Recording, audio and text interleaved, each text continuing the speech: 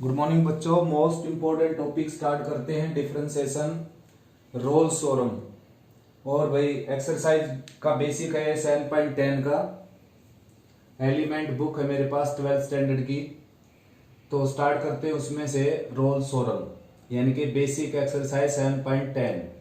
तो रोल्स जो मैथमेटिशियन था उसकी जो स्टेटमेंट थी, सबसे पहले स्टेटमेंट पढ़ते हैं उसकी क्या थी। देखो,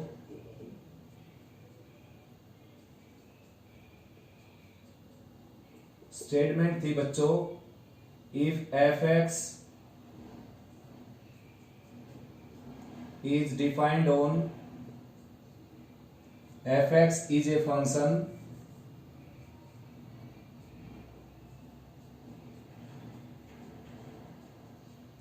defined on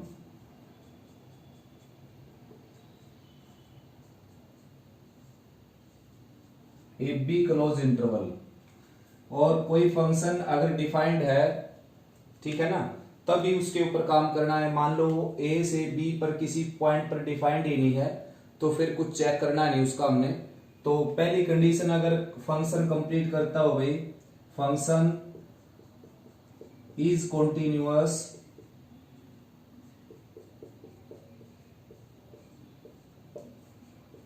eight close interval A B, ठीक है ना।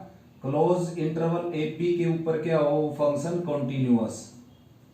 सेकंड कंडीशन, फंक्शन क्या हो बच्चों, derivable. F X is डेरिएबल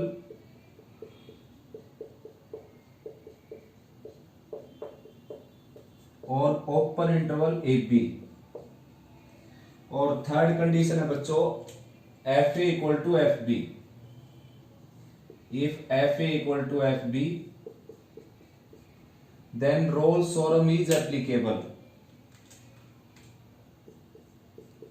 Then Rolle's theorem is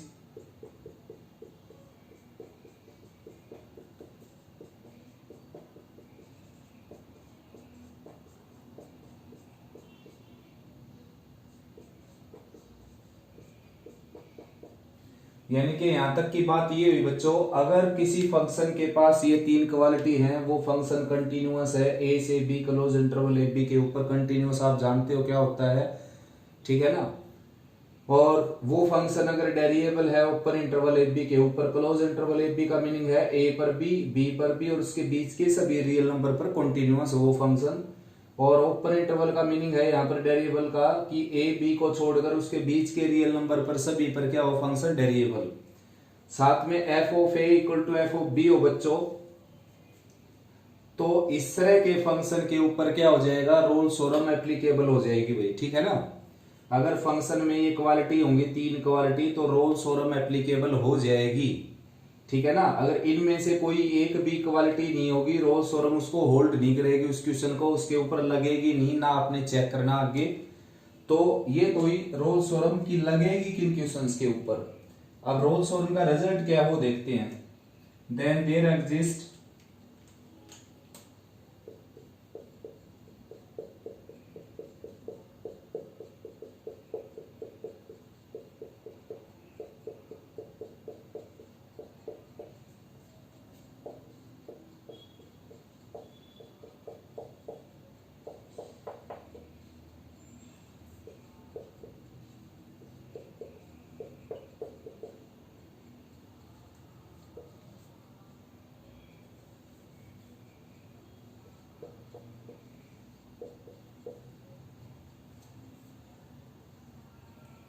there exists at least one point बच्चों, there exists at least one point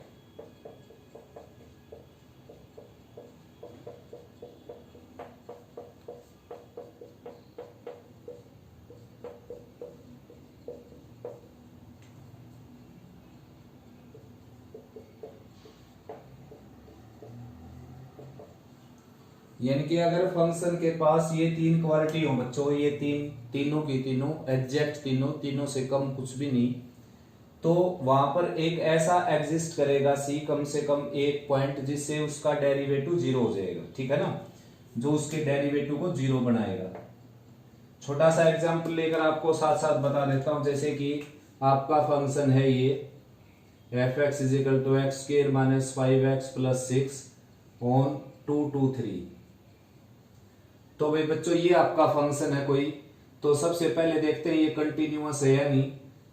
अब मैं आपको चेक करना दोबारा से बताऊंगा कि कंटिन्यूअस कैसे चेक करते हैं, ठीक है ना। 6 चैप्टर में आप कंटिन्यूअस कर चुके कंटिन्यूटी एंड डिफरेंशिएबिलिटी में। इस क्वेश्चन के बाद दोबारा फिर मैं बता देता हूं। फिलहाल इस क्वेश्चन की सुनिए। ये पॉलिनोमियल है तो इसलिए कंटिन्यूअस है, ये सभी रियल के ऊपर, तो इस इंटरवल पर तो डेफिनेटली कंटिन्यूअस हो जाएगा। सेकंड है डेरिवेबल चेक करना इसको। तो इसका डेरिवेटिव लिया हमने, देखो क्या आ गया 2x माइनस 5। ये क्या आ जाना चाहिए, फाइनाइट डेफिनेट रियल 2 से 3 के ऊपर। It is finite definite real 2 to 3 open interval. तो डेरिवेबल हो गया बच्चों 2 to 3 ओपन इंटरवल के ऊपर। उसके बाद f ऑफ 2 यानी कि तीसरी कंडीशन चेक कर रहे हैं हम। यहाँ पर 2 रखे, यहाँ पर 2 रखा है, ये हो गया 0। और f ऑफ 3 यहाँ पर 3 रखे, यहाँ पर 3 रखा है, ये हो गया 0। तो f ऑफ 2 f ऑफ 3 भी क्या हो गया बच्चों, इक्वल। तो all the 3 conditions of Rolle's theorem are satisfied, hence Rolle's theorem is applicable. यानी कि क्वेश्चन के ऊपर रोल्स थ्योरम लग जाएगी बच्चों, ठीक है ना। अब रोल्स थ्योरम ने क्या कहा था कि कम से कम एक सी ऐसा होगा इनके बीच में जो इसके सी मींस एक्स की वैल्यू, अब सीसा जो कम से कम इनके बीच में ऐसा होगा जो इसके डेरिवेटिव को 0 बनाएगा, जो कि है यहाँ पर देखो 2.5। जो इन दोनों के बीच में बिल्कुल मिड पॉइंट होना जरूरी नहीं होता बच्चों। 2.1 भी मिल सकता था, 2.2, 2.3, 2.9 कुछ भी मिल सकता था, 2.111 भी मिल सकता था। कोई भी कम से कम एक पॉइंट मिलेगा जो यहाँ पर रखने के बाद इसके डेरिवेटिव को 0 बनाएगा। देखो अब यहाँ पर 2.5 रखूं मैं तो ये 5 माइनस 5 क्या हो गया 0, ठीक है ना। तो ये रोल्स थ्योरम का रिजल्ट है बच्चों। एफ डैश सी क्या आ जाएगा उसमें 0। तो एफ डैश सी निकालें तो 2c माइनस 5 इक्वल टू 0। और c की वैल्यू क्या आ गई 5/2 यानी कि 2.5, जो कि इनके बीच की वैल्यू आएगी। कम से कम एक वैल्यू इसके डेरिवेटिव को जरूर 0 बनाएगी, इस इंटरवल के बीच की वैल्यू जिसके ऊपर ये तीनों कंडीशन हमने चेक की है, ठीक है ना। तो ये है बच्चों रोल्स थ्योरम। ये उसकी स्टेटमेंट है कि भाई क्या है कि फंक्शन कंटिन्यूअस और क्लोज इंटरवल ए बी के ऊपर, derivable open interval A B के ऊपर F of A F of B के इक्वल हो तो रोल्स थ्योरम एप्लीकेबल हो जाएगी। और फिर रोल्स थ्योरम का रिजल्ट क्या है, ये उसका रिजल्ट है then there exist at least one point C belongs to A B such that F dash C equal to 0। और क्वेश्चन किस तरह के आएंगे इसमें, क्वेश्चन ये आएंगे भाई कोई क्वेश्चन में तो ये आएगा check the applicability of Rolle's theorem. तो एप्लीकेबिलिटी चेक करने का मतलब है केवल एप्लीकेबिलिटी चेक करना है, यहाँ तक तीनों कंडीशन चेक करना है यहाँ तक, ठीक है ना। एग्जाम में बच्चे कंफ्यूज हो जाते हैं। एप्लीकेबिलिटी और वेरिफिकेशन दो तरह की बातें होती है। एप्लीकेबिलिटी आए तो केवल यहाँ तक करना, आपने तीनों कंडीशन चेक करनी है। अगर पूरी होगी तो आप लिख देना all the 3 conditions are satisfied hence Rolle's theorem is applicable, बस आगे कुछ नहीं करना आपने। और भाई अगर लिखा मिले और इसी में अगर कोई भी ये कंडीशन टूट जाए, ब्रेक हो जाए, पूरी ना हो, तो आपने लिखना है all the 3 conditions are not satisfied hence Rolle's theorem is not applicable. तो ये तो बात हुई जब एप्लीकेबिलिटी के बारे में लिखा जाए एग्जाम में कि एप्लीकेबिलिटी चेक कीजिए बच्चों, एप्लीकेबल है नहीं फंक्शन आपका, रोल्स थ्योरम इसके ऊपर एप्लीकेबल है या नहीं। आगे बात है कि वेरीफाई करना आ जाए, वेरीफाई द रोल्स थ्योरम, ऐसा आएगा वेरीफाई द रोल्स थ्योरम। तो वेरीफाई कैसे करना है, पहले तो एप्लीकेबिलिटी चेक करनी है और फिर एप्लीकेबिलिटी क्या होगी कि भाई कंटिन्यूअस हो गया, डेरिवेबल हो गया, F of A equal to F of B हो गया, then there exist at least one point C such that F dash C equal to 0। ये उसने बात कही है, ये उसने रिजल्ट बोला है कि अगर ये 3 कंडीशन पूरी होगी तो ये रिजल्ट हो जाएगा डेफिनेटली, ये ऐसा हो जाएगा, ऐसा उसने बोला है। तो भाई इसको चेक करना आपने, वो झूठ बोला या सच बोला। तो इसका डेरिवेटिव निकालकर उसमें 0 के इक्वल रखे एक्स की वैल्यू निकालनी है आपने। एक्स की वैल्यू इनके बीच में आ गई तो ट्रू है उसकी बात, वरना गलत। तो ट्रू होगी तो वेरीफाई होगी रोल्स थ्योरम, नहीं हुई तो नॉन डज नॉट वेरीफाई हो जाएगी, ठीक है ना। तो ये काम करना है, एक एप्लीकेबिलिटी चेक करनी है, एक वेरिफिकेशन चेक करनी है। अब आगे करते हैं इसका ज्योमेट्रिकल रिप्रेजेंटेशन।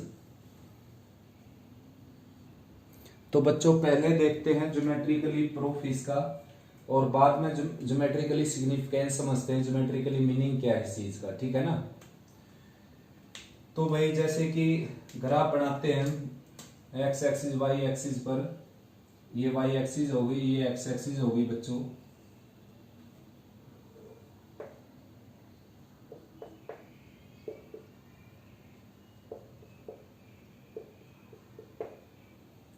और ये ग्राफ हो गया भाई बच्चों, यहाँ पर है x इक्वल टू ए और यहाँ पर है x इक्वल टू बी, ठीक है ना।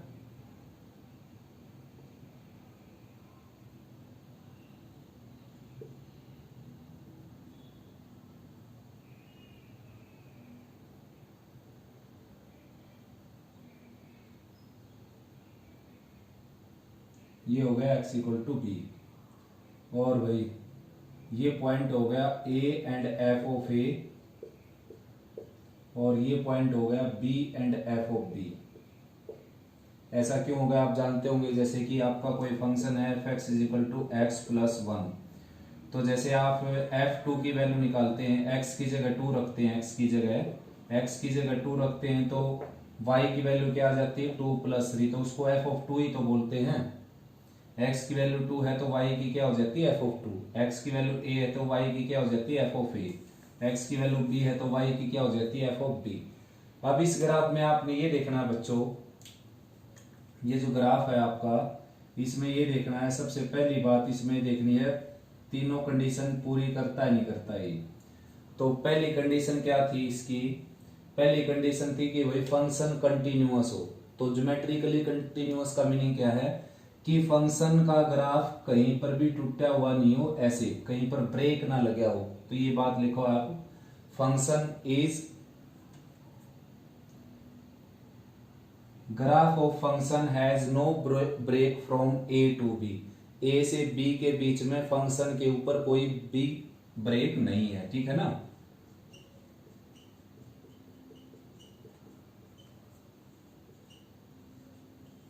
ए से शामिल करके और बी तक चले गए हम, कोई भी फंक्शन के ग्राफ के ऊपर ब्रेक नहीं है बच्चों, ठीक है ना। सेकंड कंडीशन, सेकंड है भाई हर कहीं पर कम से कम एक टेंजेंट ड्रा जरूर होती है, यूनिक टेंजेंट, ठीक है ना। There is no corner point, there is no corner point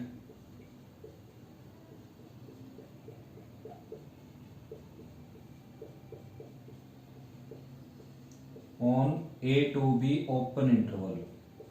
ऐसा भी लिख सकते हो आप कि ए से बी मतलब बीच के हिस्से पर, यहां पर नहीं देखना आपने ना, यहां पर देखना ए और बी को छोड़कर बीच के हिस्से पर कोई भी कॉर्नर पॉइंट नहीं है। और जो डेरिएबल फंक्शन होते हैं बच्चों, उनका ग्राफ ऐसे स्मूथली चलता है, ठीक है ना, कोई कॉर्नर पॉइंट नहीं बनता ऐसे। अगर कोई कॉर्नर पॉइंट बन जाए तो वो फंक्शन डेरिएबल नहीं होता। क्यों नहीं होता, क्योंकि वहां पर एक यूनिट टेंजेंट ड्रा नहीं होती बच्चों, ठीक है ना। अगर फंक्शन के ग्राफ पर हर जगह यूनिक टेंजेंट ड्रा होती है तो वो फंक्शन डेरिएबल होता है हर जगह। जैसे यहां पर अगर हम करें तो यहां पर एक टेंजेंट ड्रा ये होगी, एक टेंजेंट ड्रा ये होगी, एक यूनिक टेंजेंट ड्रा नहीं हुई यहां पर, ठीक है ना। एलएसडी और आरएसडी डिफरेंट आएंगे यहाँ पर, एलएसडी और आरएसडी क्या आएंगे बच्चों, डिफरेंट। अगर कॉर्नर पॉइंट बनता है तो फंक्शन के ग्राफ के ऊपर, तो वो फंक्शन कभी भी डेरिएबल नहीं होता, ठीक है ना। आप ऐसा भी लिख सकते हो there is no corner point on A to B open interval, और ऐसा भी लिख सकते हो कि from A to B open interval there every point there must exist a unique tangent. एक ही टेंजेंट, केवल एक और एक ही टेंजेंट ड्रा की जा सकती है। From A to B open interval there can be draw only a unique tangent, केवल एक टेंजेंट ड्रा की जा सकती है, ऐसा भी लिख सकते हो। थर्ड है बच्चों ordinate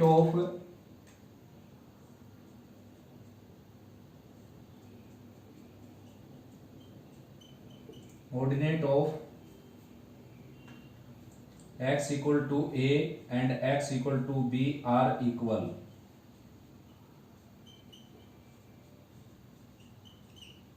मीन्स ये है कि बच्चों कि x इक्वल टू a पर और x इक्वल टू b पर इसकी हाइट जो है इस फंक्शन की, किससे डिस्टेंस, x एक्सिस से डिस्टेंस बिल्कुल क्या है, सेम, ठीक है ना। देखो ये सेम रही, आया समझ में। तो इस फंक्शन के ऊपर रोल्स थ्योरम एप्लीकेबल हो जाएगी बच्चों, ठीक है ना। तीनों कंडीशन पूरी कर दी इसने, तो इसके ऊपर रोल्स थ्योरम एप्लीकेबल हो जाएगी। रोल्स थ्योरम एप्लीकेबल होगी तो उसका रिजल्ट क्या आया, देखो there exist from A to B there exist at least one point at least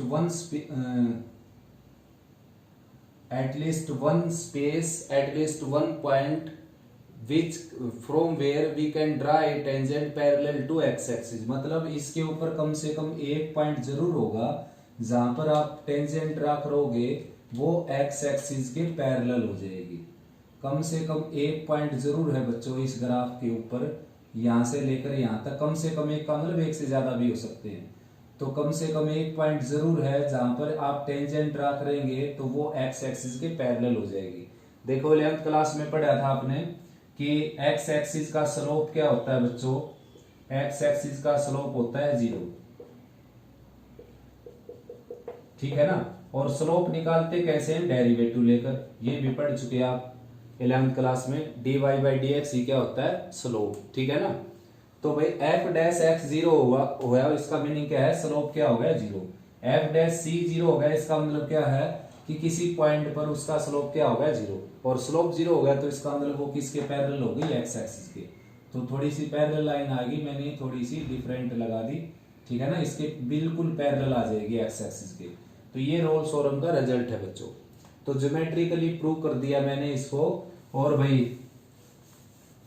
केवल इसका प्रूफ अपने सिलेबस में यहीं तक है, बाकी बियॉन्ड ऑफ आवर सिलेबस है ये। बीएससी में इसका जो प्रूफ है एनालिटिकल वो करेंगे हम, फिलहाल यहाँ पर ज्योमेट्रिकली प्रूफ है अपने सिलेबस में, और एग्जाम में भी नहीं आएगा वो प्रूफ, आ सकता है तो ज्योमेट्रिकली मीनिंग आ सकता है, ज्योमेट्रिकली प्रूफ आ सकता है जो मैंने किया, ठीक है ना। उस दूसरे की गारंटी बिल्कुल नहीं आएगा एग्जाम में, बिल्कुल मत करना आप अभी, ठीक है ना। मैं करवाने को करवा दूंगा बेटा, लेकिन उसमें पीएससी का कंसेप्ट यूज होगा, बेकार में पजल करने वाली बात है, जो अपना सिलेबस है वही करवा लेते हैं। उसके बाद ग्राफ और भी हो सकते हैं बच्चों, जैसे कि ग्राफ ये भी है आपका, देखो इसमें भी ये तीनों कंडीशन पूरी होती है भाई, इसके अंदर भी ये तीनों की तीनों कंडीशन पूरी होती है बच्चों, ठीक है ना। कोई भी ब्रेक लगा नहीं है फंक्शन में ए से बी तक, इंक्लूडिंग ए एंड बी, और भाई उसके बाद कोई भी कॉर्नर पॉइंट नहीं बना है ए से बी के बीच में। उसके बाद ये हाइट और ये हाइट बिल्कुल सेम है, तो इसका जो ग्राफ है वो बिल्कुल वैलिड है, यानी कि एप्लीकेबल है रोल्स थ्योरम लगने के लिए। अब रोल्स थ्योरम क्या कहती है कि इस इंटरवल से इस इंटरवल के बीच में ए बी को छोड़कर क्या है उसने, ए बी को छोड़कर कम से कम एक पॉइंट जरूर मिलेगा आपको जहां पर आप टेंजेंट ड्रा करेंगे, वो टेंजेंट जो है वो किसके पैरेलल हो जाएगी बच्चों, एक्स एक्सिस की। अगर एक टेंजेंट ड्रा कर दी हमने तो वो टेंजेंट किसके पैरेलल आ जाएगी, एक्स एक्सिस के, ठीक है ना। कम से कम एक पॉइंट का मतलब एक से ज्यादा पॉइंट भी मिल सकते हैं, जैसे कि इस ग्राफ में देखिए आप,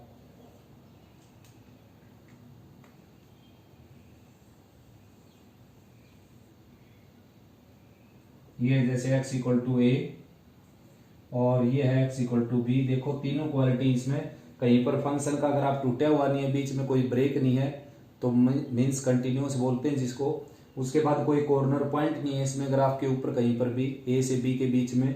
तीसरी बात, ये हाइट और ये हाइट बिल्कुल सेम है एक्सट्रीम पॉइंट्स पर, तो भाई एप्लीकेबल होगी रोल्स थ्योरम इसके ऊपर।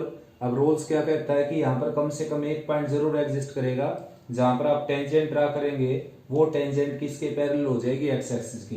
देखो एक पॉइंट ये ड्रा कर गया यहाँ पर एक्स एक्सिस के पैरेलल होगी, एक पॉइंट ये ड्रा कर गया जो एक्स एक्सिस के पैरेलल होगी, एक पॉइंट ये ड्रा कर गया जो एक्स एक्सिस पॉइंट एग्जिस्ट करेगा जिससे टेंजेंट ड्रा की हमने, वो एक्स एक्सिस के पैरेलल होगी, एक पॉइंट यहाँ पर एग्जिस्ट करेगा, एक पॉइंट यहाँ पर एग्जिस्ट करेगा। मैंने कहा कि एक या एक से ज्यादा एग्जिस्ट करेंगे पॉइंट जहां पर टेंजेंट ड्रा करेंगे आप, वो एक्स एक्सिस के पैरेलल हो जाएगी, ठीक है ना। तो ये ज्योमेट्रिकली प्रूफ है भाई, और ज्योमेट्रिकली मीनिंग क्या है इसका ये भी साथ साथ बता दिया मैंने। Significance of geometrical Rolle's theorem ये है बच्चों कि अगर फंक्शन के ग्राफ में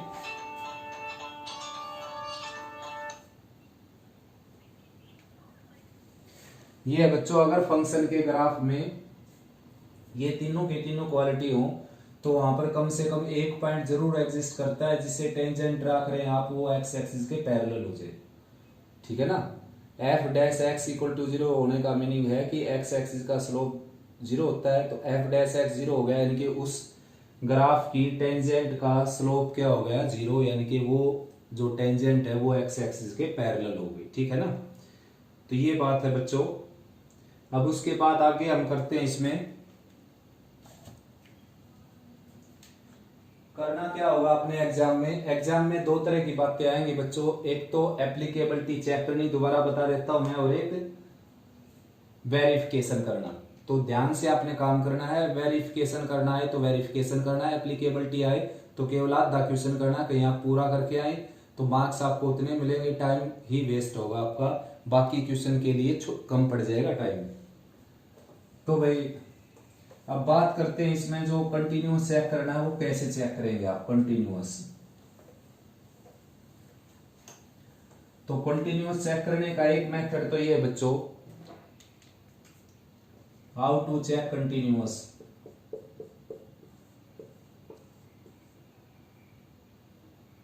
तो कंटिन्यूअस चेक करने का एक मेथड ये है, फंक्शन क्या हो, फाइनाइट हो, एफ एक्स इज फाइनाइट।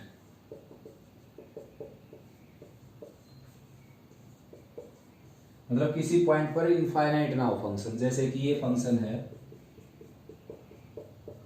ये 1 पर इनफाइनाइट फंक्शन है, 1 पर। तो किसी भी इंटरवल के लिए जैसे 1 से a ले लिया जाए, a से 1 ले लिया जाए, 0 से 4 ले लिया जाए, इन सभी जो इंटरवल हैं जिसमें 1 आता है उनके लिए ये कंटिन्यूअस नहीं है बच्चों, ठीक है ना। तो रोल्स थ्योरम एप्लीकेबल ही नहीं होगी यहाँ पर, वेरिफिकेशन चेक करने की जरूरत नहीं है आपने। दूसरा फंक्शन आपका क्या हो, रियल हो, imaginary, F X is not imaginary.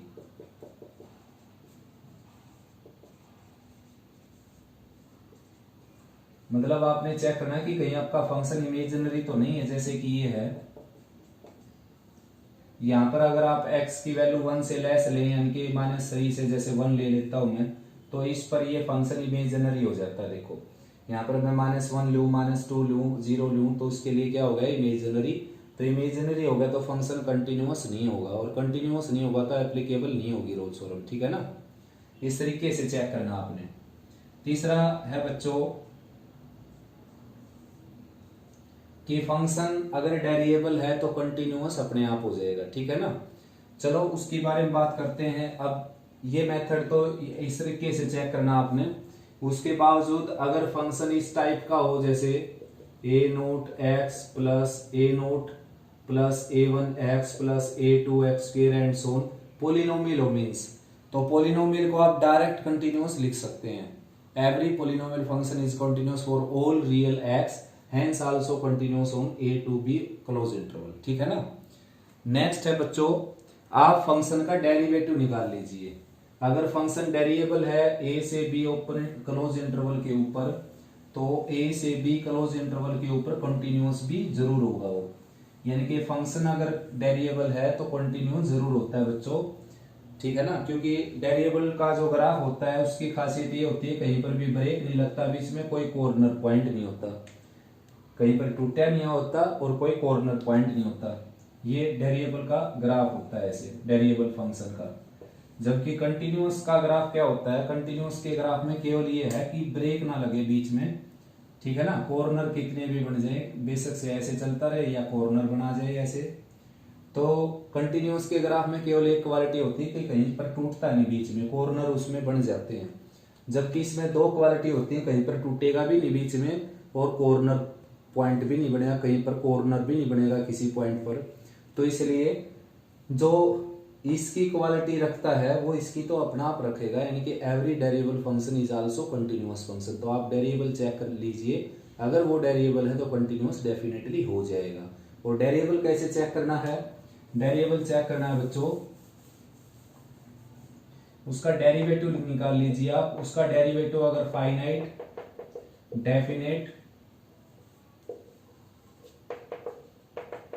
और रियल, अगर उसका डेरिवेटिव डेफिनेट, फाइनाइट, रियल है किसी इंटरवल के ऊपर, वैसे तो डेरिएबल हमने इसके ऊपर चेक करना है लेकिन कंटिन्यूअस चेक करना है इसके ऊपर। तो अगर आप डेरिएबल की हेल्प से कंटिन्यूअस प्रूव करना चाहते हैं तो डेरिएबल यहाँ पर चेक करना पड़ेगा आपको।